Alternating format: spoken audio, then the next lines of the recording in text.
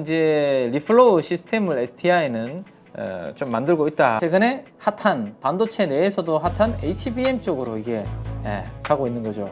제가 봤을 때는 2025년 정도가 가면 이 100억 킬로미터의 주행거리는 확보할 수 있지 않을까. 내년도에 자율주행 이 테마는 더욱더 강해질 가능성이 높다라는 말씀드리는 이유가 계속 가져 여러분들한테 이 5종목은 반드시 관심 종목에 넣어두시고 모니터링을 좀 하시고 공부를 계속 하셔야 된다라는.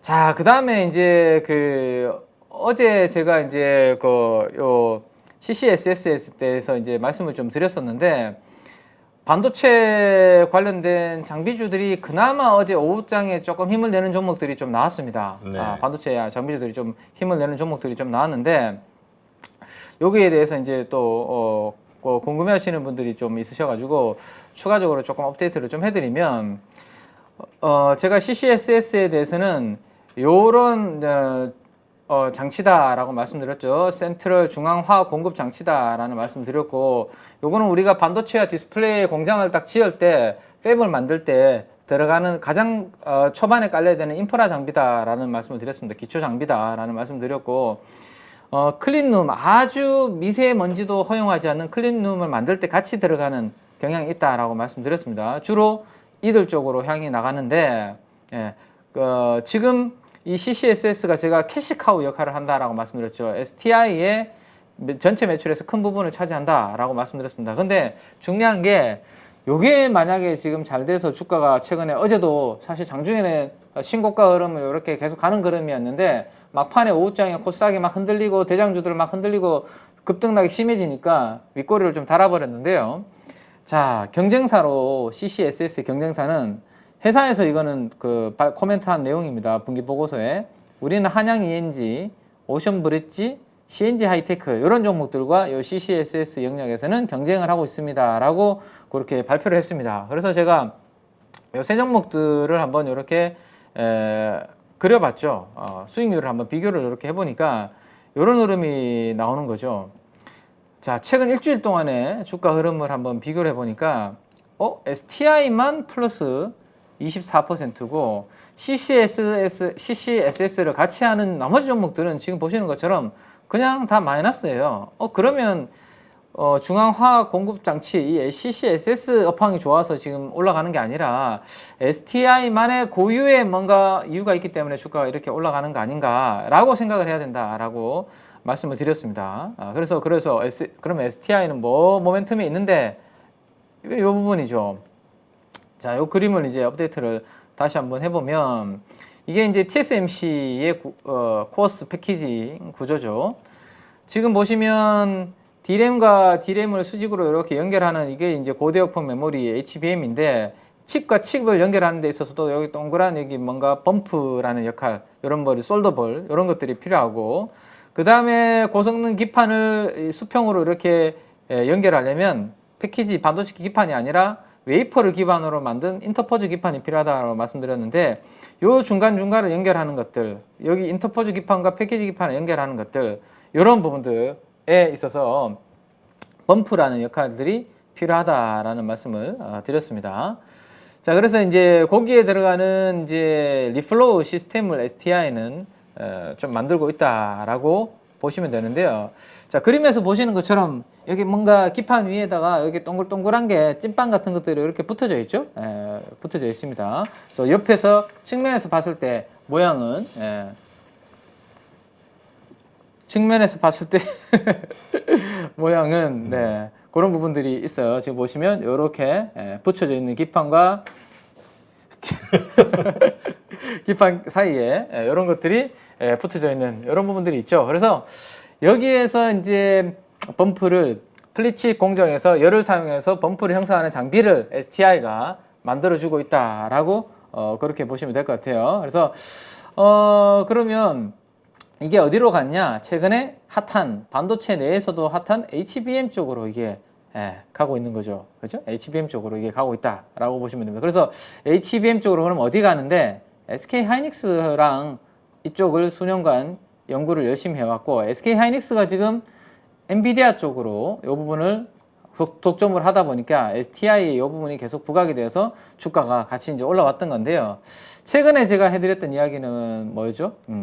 이게 SK 하이닉스 향이 아니라 드디어 삼성전자, 삼성전자 향으로도 이 부분이 들어갈 수 있지 않을까라는 기대감이 지금 커지고 있다라는 말씀드렸는데, 지금 뭐 또 어제 나오는 이야기로는 이 HBM 쪽에 이 리플로우 관련된 이 부분이 아니고 디스플레이 쪽에 잉크젯 장비 뭐 쪽 이야기도 삼성 디스플레이 쪽이 요 이야기도 또 나오는 것 같더라고요. 그래서 지금 시장에서는 요거일지 뭐 이야기들이 분분한데, 어쨌든 뭐가 하나 되더라도 이 STI 입장에서는 나쁘지 않은 그런 모멘텀으로 작용할 수 있는 부분이 있다라는 겁니다. 그래서 지금 보시면 다른 뭐 장비주들, 반도체 장비주들 대비해서는 수급도 탄탄하게 들어오고 있고, 투신을 중심으로 해서 기관들이 이렇게 꾸준하게 매수세가 좀 들어오고 있다라고 그렇게 보시면 될 것 같아요. 자, 그래서 차트를 한번 보시면 자, STI 차트를 한번 보시면, 자, 지금 보시면 어제 이제 아래 위로 윗꼬리가 좀 아래 위로 그 꼬리가 좀 달렸는데요. 사실 장중에 어제 뭐 6% 정도 상승하다가 분위기는 꽤 괜찮은 분위기였습니다. 근데 지금 보시는 것처럼 분봉 5분봉인데요. 이 종목도 마찬가지로 오후 들어서 종목들의 변동성이 커지면서 1시 45분경에 고점을 찍고 이렇게 빠져버리는 그런 그림이 됐는데, 뭐 이게 시장 분위기 때문에 이렇게 빠졌다면 제가 봤을 때는 오늘 다시 좀 돌려놓는 그런 그림들이 만들어지지 않을까. 어제 하루에 지금 사모펀드가 12만 주나 이렇게 매집을 또 했고요. 최근에 뭐 기관 투자가 4일 연속 이렇게 순매수하는 부분이 좀 특징적인 흐름이 아닌가 싶습니다. 자, 그래서 다른 종목들 대비해서 쉬지 않고 지금 먼저 전고점을 돌파해서 이렇게 올라오고 있기 때문에 방금 말씀드렸던 그러한 기대감이 선반영이 되고 있다. 후반영이 아니라 지금 선반영이 되고 있다는 겁니다. 그래서 언제 그 재료가 나올지는 모르겠지만 그 재료가 나오면서 주가가 한번 치든지, 아니면 재료가 나오면서 오히려 셀올이 나올 수도 있습니다. 그럴 때 한번 좀 팔아준다라는 생각을 하시면 된다라고 그렇게 업데이트를 좀 해드리도록 하겠습니다.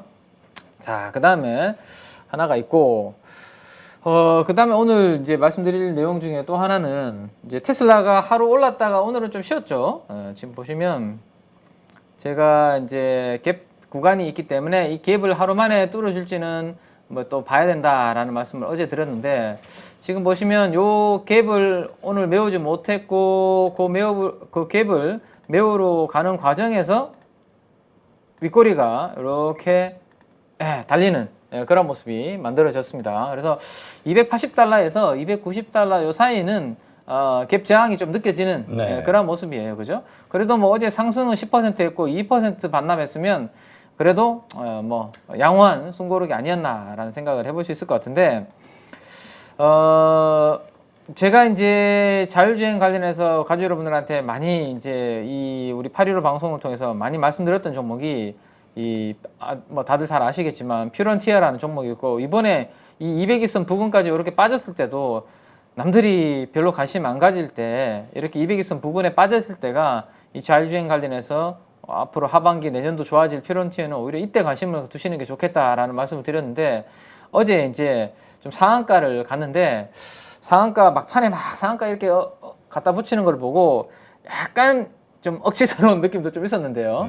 어쨌든 상한가를 갔습니다. 뭐 자율주행 관련주 중에서 유일하게 상한가를 어제 갔는데, 퓨런티어가 왜 이렇게 상한가를 갔고 테슬라에서 발표한 뭐 모건 스탠리에서 발표한 그 내용이 얼마나 임팩트가 있는 내용인지를 다시 한번 제가 좀 자료를 가지고 왔으니까 그 부분 설명을 좀 드리도록 할게요. 자, 어제 어떤지 10% 올랐고 오늘 마이너스 2% 하락을 했기 때문에 조금 오늘은 뭐 쉬어가는 그런 그림이 될 수 있는데요. 왜 이 슈퍼컴 대도조라는 슈퍼컴 때문에 테슬라의 가치가 앞으로 60% 이상 오를 것인지에 대해서 우리가 한번 고민을 한번 해보도록 하겠습니다. 일단 우리 옛날로 한번 돌아가 보죠. 저는 이제 저희 집에 저희 아버님이 이제 지금 방송을 보고 계시지만 포니 2부터 저희 집은 시작을 했거든요. 있으셨습니다. 포니 2 어렸을 때. 포니 2면 좀 집안이 좀 괜찮은 쓰셨습니다. 건가요? 괜찮았죠. 그런가요? 사실 아파트에 보니까 차가 몇 대 없었던 것 같긴 하네요. 지금 생각해 보니까. 있는 집 자제분이셨군요. 네. 근데 중요한 거는 지금 있어야 되는데 지금 없어요. 아니 그 옛날 추억으로 사세요. 그러니까요. 그거에 지금 항상 저는 빠져가지고 아무튼 벗어나야 되는데. 아버님이 조금 더 노력을 하셨어야 되는데. 그래서 관리가 중요한 것 같아요. 뭐 그게 잘 안 되는 거죠. 그게. 지금 아마 우리 키맨 따님들도 그런 생각을 할 수 있어요. 그러니까요. 우리 아버지가 좀 더 열심히 해야 되는데 왜 자꾸 일찍 들어오지? 그러니까 열심히 해야 되겠네요. 네. 자, 그래서 옛날로 우리가 한번 돌아가 보죠. 근데 옛날도 또 훨씬 더 그 옛날로 돌아가 보면 1900년대 처음에 자동차가 나왔을 시절로 한번 돌아가 보겠습니다. 그때 미국이 이제 자동차를 처음 만들기 시작했던 시절에 좀 비싼 자동차들이 약 $2,000 정도에 판매를 했다라고 하네요. 옛날 자료들을 이렇게 뒤져보면. 근데 $2,000에 이렇게 판매를 되다가 어느 순간 가격이 이제 50% 뚝 떨어지면서 내려오기 시작했는데, 다들 아마 요거는 우리가 뭐 경제학이나 경영학 공부 안 하신 분들도 이 부분은 다 아실 겁니다. 그죠? 포드가 컨베이어 벨트라는 것을 도입을 해가지고, 그죠? 모델 T라는 것을 이제 출시하면서 자동차가 대중화되면서 가격을 이제 떨어뜨리기 시작했죠. 그래서 1900년도 초반에 모델 T 가격이 $800로 이렇게 시작을 했다가, 이게 한 10년 정도 지나서 1920년부터는 가격이 더 떨어져서 $300까지 떨어지게 됩니다. 인하가 되는 거죠. 계속 가격이. 자, 그래서 가격이 인하되면서 싸지니까 당연히 많은 사람들이 이제 편리한 자동차를 구매를 하고 대중화가 됐을 겁니다. 근데 그 과정에서 어떻게 됐는지를 한번 보시면, 오른쪽 그래프를 잘 보셔야 되는데, 미국의 자동차를 만드는 제조업체들이 늘어난 게 아니라, 이렇게 그래프가 이렇게 된 게 아니라 1900년도 초반에 255개의 제조업체 수가 있다가 1929년도 가서 제조업체 수가 44개로 엄청나게 크게 감소를 했다라는 거죠. 그러니까 자동차는 대중화됐는데도 불구하고 오히려 그 가격 경쟁에서 이기지 못한 제조업체들은 많이 줄어들면서 큰 폭으로 줄어들었다라는 겁니다. 그래서 이 흐름을 지금 전기차에도 대입을 해본다면, 결국 전기차 성장 속도의 핵심은 가격 인하고, 가격 인하로 인해서 대중화는 되고 있는데, 여기에서 경쟁에서 도태되거나 살아남지 못하는 업체들은 많이 줄어들 수 있는, 그죠? 그런 가능성이 과거의 자동차 시장을 통해서 우리가 알 수 있지 않을까라는 겁니다. 그러면 현재 가격 인하 전략에 대해서 한번 업데이트를 한번 해보면, 지금 전기차의 가격 인하를 이끌고 있는 회사는 누가 뭐래도 TSLA 티커를 가지고 있는 테슬라입니다. 테슬라죠. 테슬라만이 지금 가격 인하를 통해서 출하량을 조절을 하고 Q의 성장을 이끌 수 있는 거의 유일한 회사라고 이제 평가를 시장에서는 받고 있습니다. 그죠? 그래서 가격 인하를 연초부터 해서 주요 모델들 뭐 20-30%씩 이렇게 막 하고 있고, 이렇게 되다 보니까 전기차 스타트업들도 사실 많이 생겼고요. 우리가 알지 못하는 그러한 기업들까지 다 포함하면 글로벌 전기차 제조업체 수는 177개가 작년까지 이렇게 된다라고 하네요. 근데 올해부터는 오히려 이게 줄어드는 그런 부분들이 된다. 아까 말씀드렸던 것처럼 마찬가지죠. 미국에서 저러한 시대가 있었고, 이번에 가격 인하 전쟁으로 인해서 전기차 제조업체들 중에서도 퇴출되거나 감소하는 부분들이 뚜렷하게 아마 올해를 분기점으로 내년도에는 이 가격 인하 테슬라는 더 할 가능성이 높거든요. 테슬라가 내년도에도 가격 압박을 해서 전기차 가격이 위에 캡이 이제 씌워질 가능성에 대해서 제가 말씀을 좀 드려보겠습니다. 테슬라의 목표는 그러면 뭐냐? 왜 모건 스탠리는 이 부분에 대해서 중요하게 봤냐라는 부분인데, 가격 하락을 통해서 Q를 만들어내는 이유가 바로 아래쪽에 있는 이 부분 때문입니다. 머스크가 지난번에 기업 설명회에 나와서 뭐라고 이야기를 했냐면, 우리의 FSD, 풀 셀프 드라이빙 완전 자율주행이 정부의 승인, 정부의 기관의 승인을 받으려면 이 FSD의 누적 주행 거리가 100억 킬로미터의 주행 데이터를 만들어야지만 정부가 승인을 해준다라고 했기 때문에, 우리는 100억 킬로미터의 FSD 누적 주행 데이터가 필요하다라는 이야기를 IR에서 했거든요. 했기 때문에 그러면 이 주행 데이터를 확보를 하려면 어떻게 해야 될까요? 최대한 많은 데이터를 빨리빨리 받아야 됩니다. 그래서 테슬라 차량을 많이 뿌려야 되겠죠. 그래서 돌아다니는 정보 데이터들을 많이 수집을 해야 된다라는 건데, 오른쪽에 있는 그래프를 한번 보시면 이게 뭐냐면 이 FSD는 주로 북미에만 지금 다니고 있거든요. FSD의 누적 주행거리 2분기 실적 보고서에 들어가면 이게 다 나옵니다. 자, 그래서 우리 가족 여러분들이 앞으로 테슬라의 실적 발표 때마다 앞으로 잘 보셔야 되는 것은요, 당연히 매출이 얼마나 늘었냐, 차량을 얼마나 인도했느냐, 이런 부분들은 단기적으로 중요하긴 한데, EPS도 중요하고 한데, 결국엔 테슬라가 가려고 하는 방향은 전기차 팔아서는 GP 마진 20% 정도 남거든요. 근데 이 FSD 팔아가지고 GP 마진 60%입니다. 그럼 궁극적으로 테슬라가 하려고 하는 것은 그냥 전기차 팔려고 하는 건 아니거든요. 그래서 이 부분인데, 이 데이터가 얼마나 누적적으로 앞으로 많이 올라오는지를 봐야 되는데, 이게 신기한 게 1분기 때 FSD 누적 주행거리 데이터가 2.5억 정도 킬로미터라고 발표를 했는데요. 이번에 2분기 때 이게 5.1억으로 발표를 했습니다. 그러면 아직 100억 킬로미터 주행 데이터 확보하려면 엄청 많이 남았네 라고 생각할 수 있잖아요. 그죠? 근데 1분기에서 2분기 오는 동안 이게 더블이 이렇게 누적 주행거리 확보를 했거든요.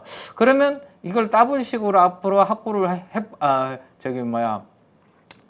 계속해서 확보할 수 있다라면, 제가 봤을 때는 2025년 정도가 가면 이 100억 킬로미터의 주행거리는 확보할 수 있지 않을까라는 생각을 할 수 있습니다. 그러면 매 분기별로 FSD의 누적 주행거리를 발표할 때마다 이제는 자율주행 시대가 점점 앞으로 다가오고 있구나. 왜? 요거 확보되면 정부의 승인 받을 수 있다라고 이야기를 했으니까, 이 주행 데이터를 확보하면 데이터가 나올수록 이제 시장에서는 이 자율주행에 대한 기대치가 점점 높아지겠죠. 그죠?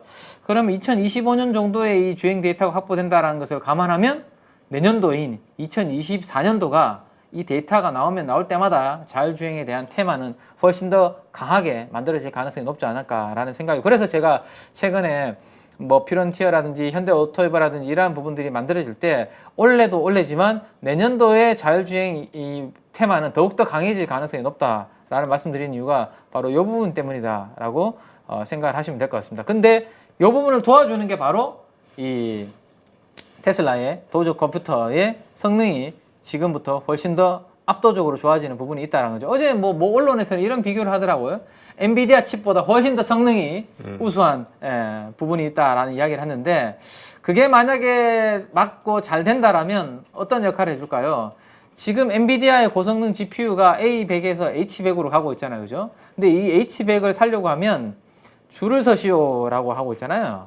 그래서 엄청나게 높게 받고 있죠. 그래서 바틀렉이라고 표현을 하고 있는데, 공급 병목 현상이 만들어지고 있죠. 이게 원활하게 줄 수 있는 고객사들한테 못 주고 있잖아요. 그러다 보니까 만약에 지금 테슬라의 칩이 이거 못지않은 성능을 진짜 보여주는 부분이고, 올해 하반기부터 서서히 이런 부분들을 시작해서 내년도에 고성능 슈퍼컴퓨터를 갖춘다라면 자율주행 성능 자체를 고도화시키는 이런 부분들로 갈 수 있다라는 부분을 생각하신다면, 제 생각에는 이 모건 스탠리에서 갑자기 저렇게 이 기업 가치가 60%나 성장할 수 있는 그 부분들이 장난으로 그렇게 이야기한 부분은 아니다라는 거죠. 그래서 엔비디아의 저런 부분들까지도 앞으로 테슬라가 얼마나 또 보여줄지, 역할을 해줄지 한번 기대해 보시면 좋을 것 같고, 그래서 제가 이미 예전부터 계속 가족 여러분들한테 이 5종목은 반드시 관심 종목에 넣어두시고 모니터링을 좀 하시고 공부를 계속 하셔야 된다라는 말씀드렸는데, 어제 요게 흔들렸던 거잖아요. 그게 많이 빠져서 대장주가 그러니까 대장주가 어제 흔들렸는데, 그래서 제가 특징적이라고 느낀 게 조금 약간 억지스러운 느낌이 있었다라는 게, 사실 대장주가 흔들리면 피런티어가 윗꼬리를 좀 달았어야 되는 게 아닌가, 자연스러운 흐름이라면. 그죠? 근데 어제 물론 기관과 외국인들의 쌍끌이 매수가 들어오기도 했는데, 저렇게 상한가를 넣었다? 그거는 약간 저는 조금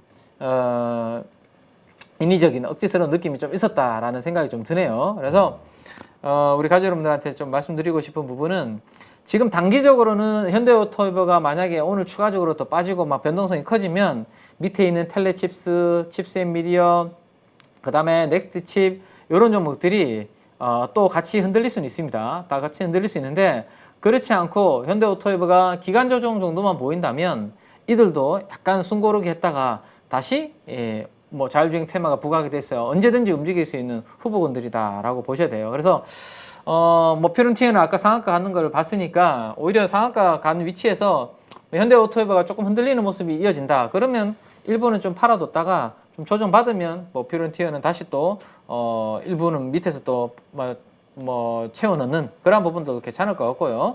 자, 다른 종목들이 어제 많이 흔들렸는데도 불구하고 현대오토웨이브 말고 나머지 종목들이 어제 어떤 그림을 보였는지 제가 한번 보여드릴게요.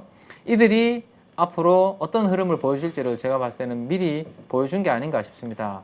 어제 코스닥 시장에서 대부분의 그동안 종목들이 무너졌죠. 그래서 텔레칩스도 지금 보시면 14% 가다가 윗골이 이렇게 달아버렸습니다. 그죠? 그래서 이들이 전고점 돌파해서 신고가 가다가 이렇게 밀리는 그런 그림들이 나타났다라는 거고, 칩셋 미디어까지 한번 볼까요? 칩셋 미디어.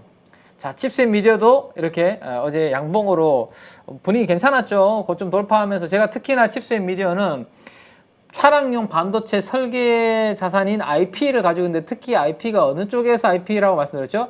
영상 쪽에서 IP라고 말씀드렸습니다. 근데 지금 우리가 차량이 점점 인포테인먼트 시스템이 점점 늘어나고 자율주행 쪽으로 가면 영상 데이터 관련된 이 IP는 더욱더 중요한 부분이 있다라는 말씀드렸고, 거기에다가 미국과 중국하고 경쟁을 하고 있기 때문에 제가 오늘 그 데이터를 참 뒤에 가지고 왔으니까 잠깐 한번 보여드리면, 칩셋 미디어는 자, 영상 전문 글로벌 3위입니다. 글로벌 3위의 영상 전문 시스템 반도체 IP 개발사라고 제가 옛날부터 말씀을 드렸죠. 그래서 자율주행, 그 다음에 뭐 AR, VR 같은 이런 영상 쪽 전방 시장이 커지면 로열티 매출로 인해서 같이 커질 수밖에 없는 그러한 기업이다라고 말씀드렸는데, 하반기에 이 회사는 서버용 쪽, 그 다음에 자동차용 쪽으로 아마 신규 고객사 확보에 대한 모멘텀이 있다라고 보시면 되고, 미국하고 중국이 자꾸 마찰이 있을 때마다 이 회사는 계속 웃고 있습니다. 왜? 중국향으로 이렇게 매출이 계속 좋아지는 그런 방향이 나타나고 있죠. 왜?